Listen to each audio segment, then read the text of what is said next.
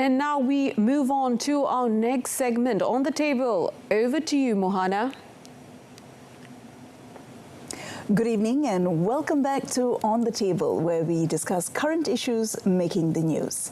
Now, the sales and service tax is scheduled to increase from 6% to 8% on the 1st of March, which is just around the corner. With us in the studio today, we welcome back Dr. Muhammad Afzanizam Abdul Rashid, Chief Economist of Bank Muamalat Malaysia Berhad. Doctor, thank you so much for coming back on the studio. Sure.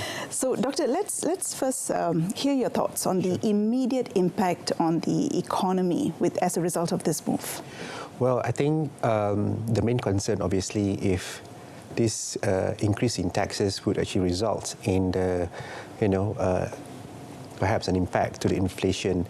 Well, I think there will be some impact, but I suppose the impact will be manageable because there are, certain exceptions being given to the increase to the service tax, whereby food and beverages sector and also communication sector are being exempted.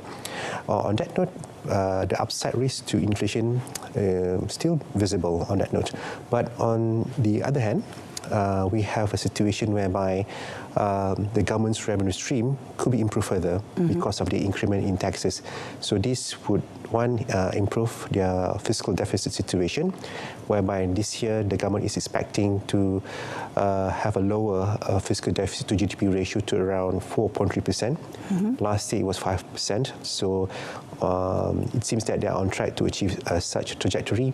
And given that improvement in their revenue stream, thereby it would help them to have a more fiscal space for them to spend on development expenditure, for instance. So there are, two sides of the coins when we talk about the impact of the economy. Okay, so let's peel this back a bit. So you mentioned inflation and how the SST does not apply to food and beverages and telecommunication industries. So can you tell me why the rates here are being maintained at 6%? Is it to create that balance, or is there a reason why these sectors are being put on the back burner? True.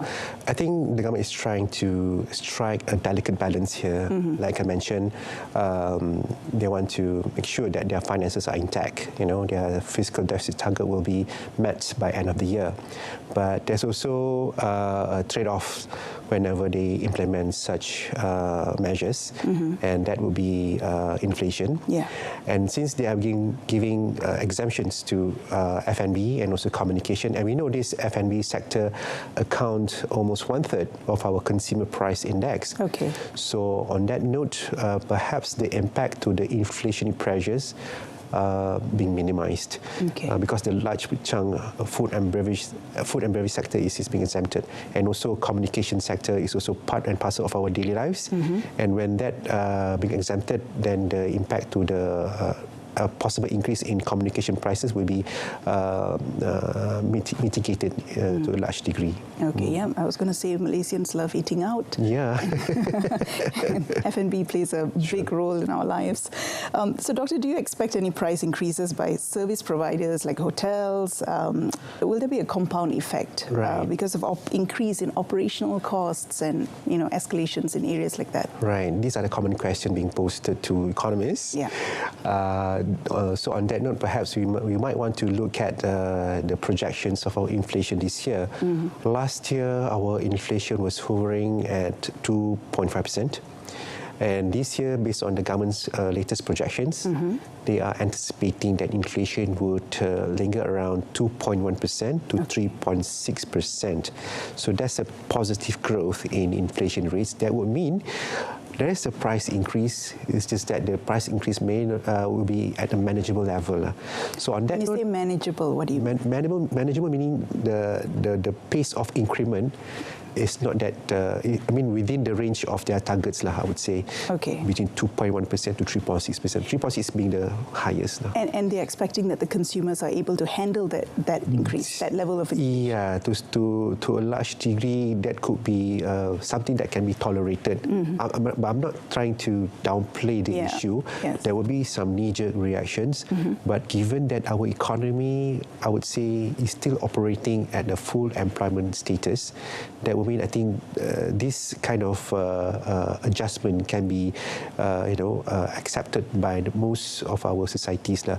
But those who are in the low-income categories, measures like the income cash transfers, like STR, SARA, that would help them to navigate these challenges lah. And that's why PADU has come into effect as well, and so that we understand what the... True. At least we want to make sure that any financial assistance, financial aid will go directly to those who are deserving and who need it. Right. Okay. Now, Doctor, online marketplaces such as Shopee and Google, are we expecting an increase there? Because there are reports on them increasing their SST rates. Streaming platforms as well. Right. How will that look? Yeah, I think it will. We shall experience some increment in all these subscription rates, and then because of the adjustment in the services tax, like I said, there could be some knee-jerk reactions. But I like to think that the online space, the e-commerce space, the competitions are very stiff, and perhaps along the way there will be, discounts, or any promotions. So the market forces will come. Right.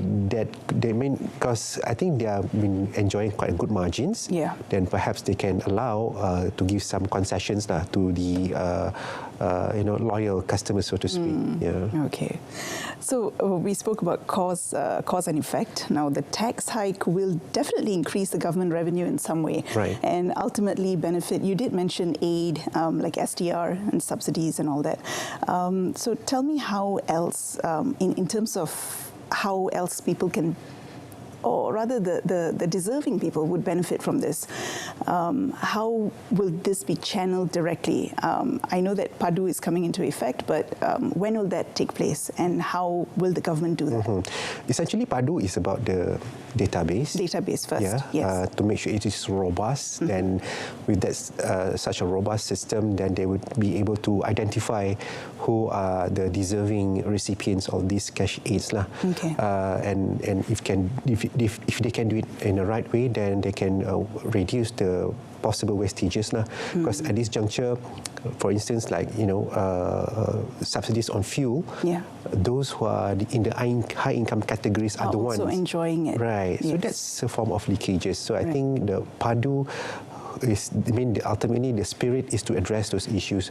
So in that way, how it can benefit our society, our citizens, is that the government will be able to do some savings. Then with that additional savings, they can plow back in terms of more aids to the qualified recipients. But right now, we don't have much clarity about how that's going to work.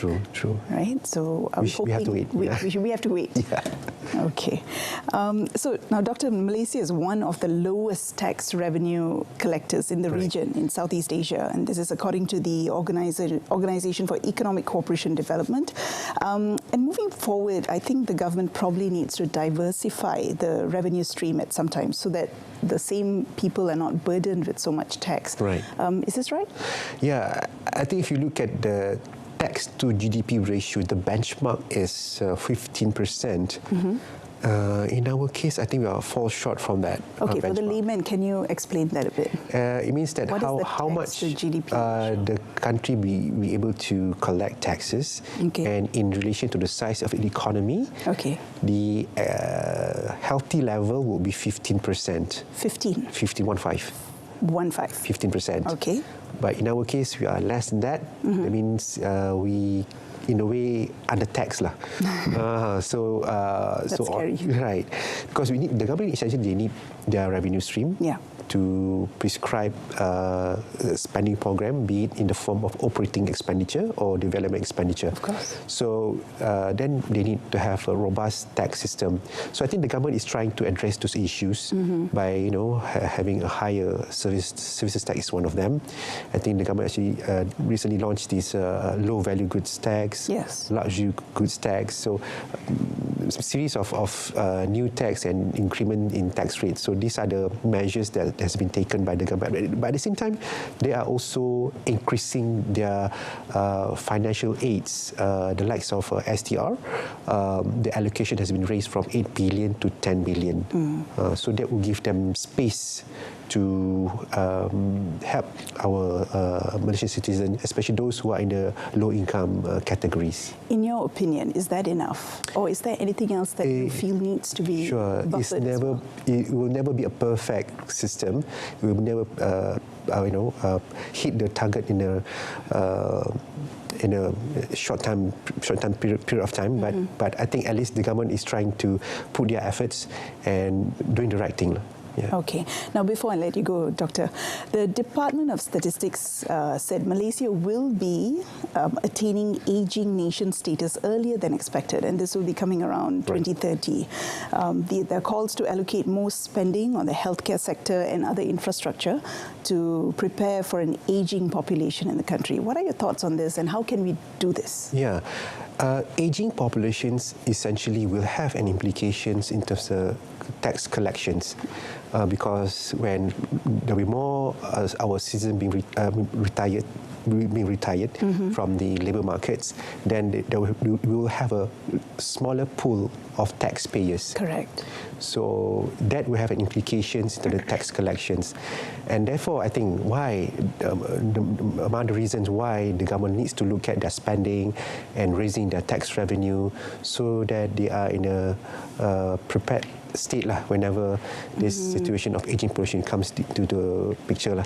So there's a lot of areas that need to be looked at, and obviously healthcare is just one of them. So we know that the expenditure part will rise at some point. So now is the time for the government to sort of restructuring their revenue stream, restructuring their expenditure. So, but when the time comes, they are able to service all these requirements now. Okay. Thank you so much, Dr. Afzal Nizam. Sure. Thank you so much for your time and for your insights today, and we hope to have you back in the future. Unfortunately, that's all the time we have for On the Table tonight. Thank you so much to Dr. Afzal Nizam for your insights. It's now back to you.